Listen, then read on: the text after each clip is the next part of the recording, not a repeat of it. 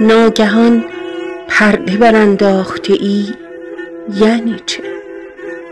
مست مست از خانه برون تاخته ای یعنی چه؟ زلف در دست صبا گوش به فرمان رقیب، این چنین با همه در ساخته ای یعنی چه؟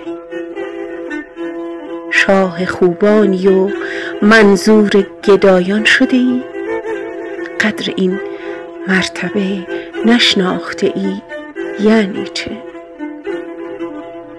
نه سر زلف خود اول تو به دستم دادی، بازم از پای در انداخته ای یعنی چه؟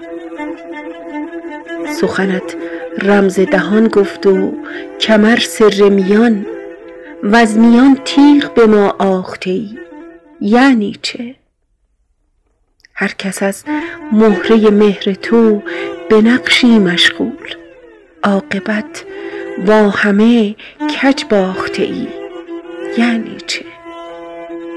حافظا حافظا در دل تنگت چو فرود آمد یار، خانه از غیر نپرداخته ای یعنی چه؟